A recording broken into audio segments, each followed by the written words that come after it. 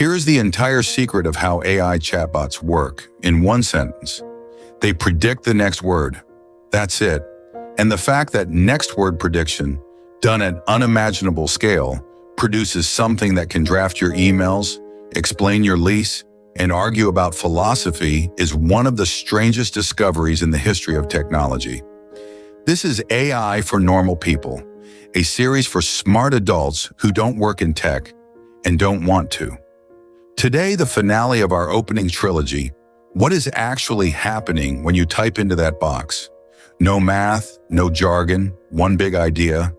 And by the end, the machine's strengths and its famous flaws will both stop being mysterious, because they turn out to be the same thing. You already own a tiny version of this technology, the word suggestions above your phone's keyboard. Type "see you" and your phone offers soon, later, tomorrow. It learned those guesses from oceans of text. After "see you," certain words simply tend to come next. Nobody programmed a grammar rule.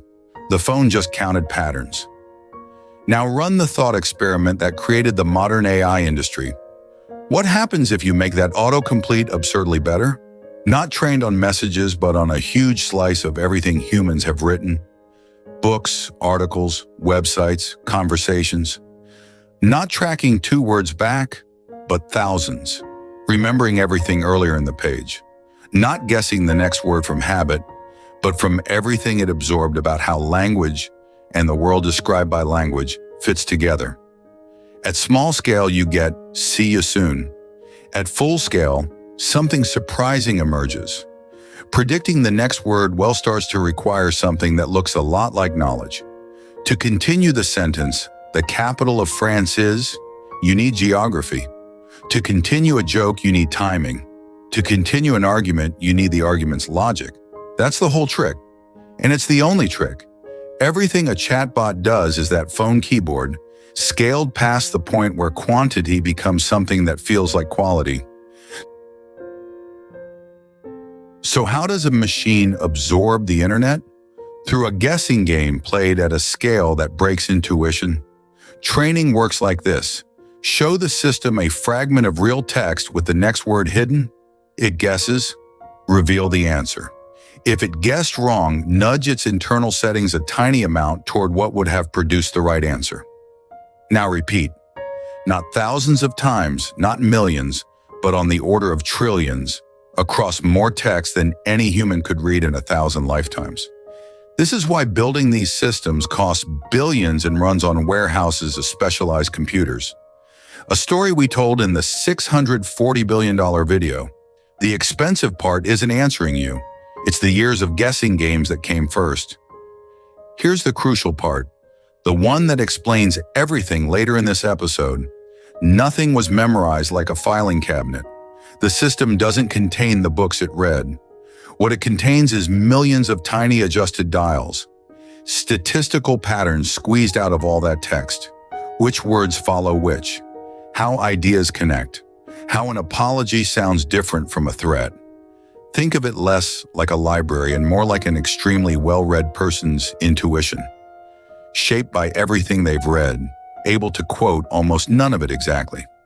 There's a second stage to the schooling, and it explains why the thing in the box behaves like an assistant instead of a wild autocomplete. Raw next word prediction would happily continue your question with another question or veer into an internet argument, because that's also what follows text on the internet. So after the big guessing game, the system gets finishing school, humans rate its answers, helpful or not, honest or not, appropriate or not, and it's adjusted toward the responses people prefer.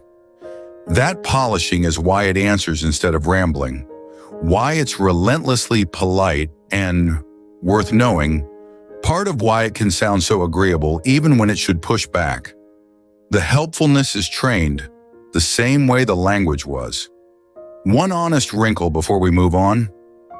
Even the builders can't fully trace what's inside those millions of dials. These systems are grown through training more than they are built line by line, and their makers study their own creations, partly by experiment. Keep that humility in your pocket. It's rare in AI content, and it happens to be true. Now, the single most important correction to how most people picture this. When you ask a chatbot a question, it does not look anything up. There's no search through stored facts, no filing cabinet consulted. It composes its answer word by word, each word chosen because it's a statistically excellent fit given your question and everything it absorbed in training. A good analogy, a brilliantly well-read friend answering from memory at a dinner party versus a librarian walking to the shelf.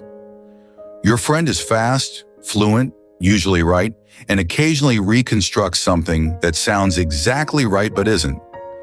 A misremembered date, a quote polished into a shape its author never said. Not lying, reconstructing plausibly with no shelf to check. That's why a chatbot can ace a broad question and then invent the details of a specific one.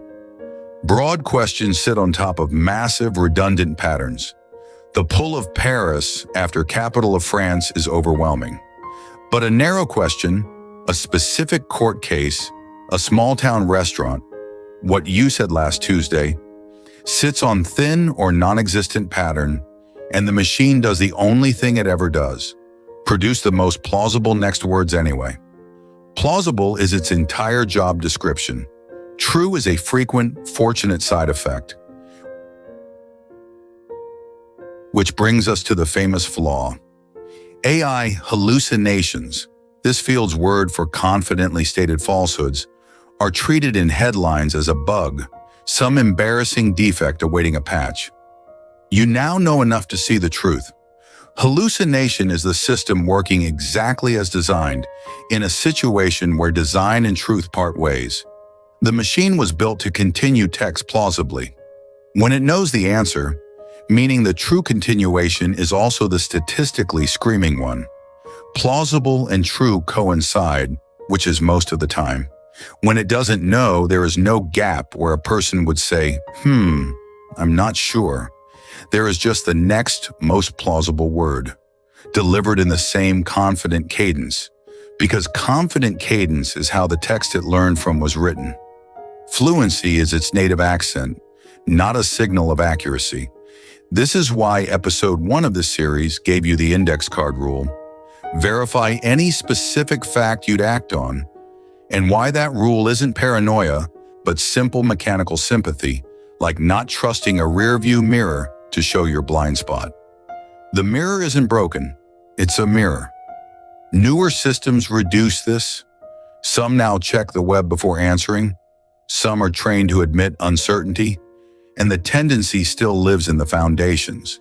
Names, numbers, dates, quotes, sources, check them forever. Here's the flip side, and it's the part the purely dismissive takes miss. Just predicting words turns out to be a shockingly deep skill because our words carry the shape of our thinking. The patterns in human text aren't only spelling and grammar. Text is full of reasoning, arguments, explanations, step-by-step solutions, stories where causes have effects. A system trained to continue text convincingly ends up absorbing those deeper patterns too. The rhythm of logic, the structure of an explanation, what goes with what across every subject humans have ever written down. Ask it to reason through a problem step by step, and it produces the pattern of reasoning. And that pattern very often lands on the same place actual reasoning would. Is that really thinking or a very good impression of thinking? Philosophers genuinely disagree, and this channel won't pretend to settle it. But notice, for your practical purposes, it matters less than it seems. The impression is good enough to draft your documents, catch the flaw in a contract clause, and teach you calculus badly but patiently at 11 at night. What matters practically isn't the metaphysics, it's calibration. Knowing that the same engine producing that brilliance also produces the confident nonsense, and that it will not warn you when it switches.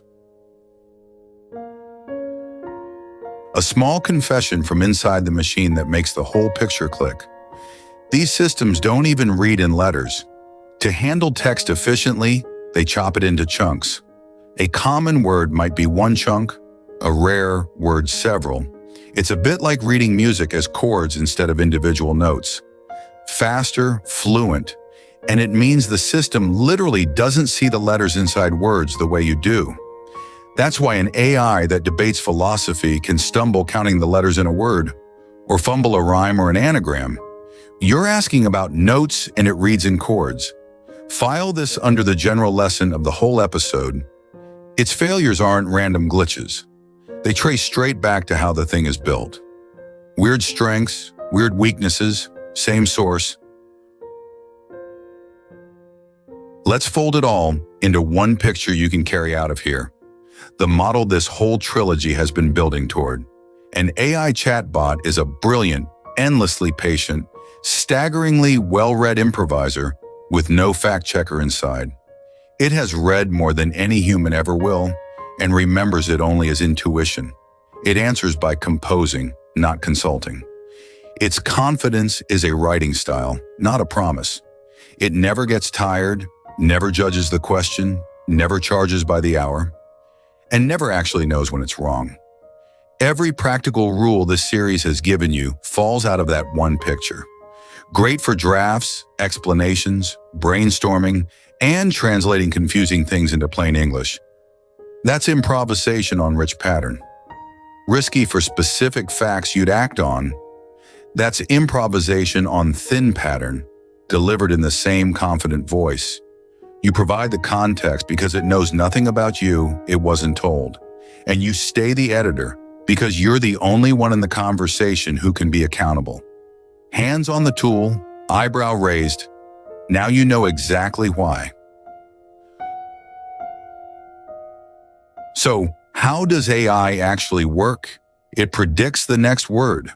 And it turns out that predicting the next word, done at a scale that cost hundreds of billions of dollars, compresses so much of the pattern of human thought that the result can help with almost anything while guaranteeing the truth of nothing.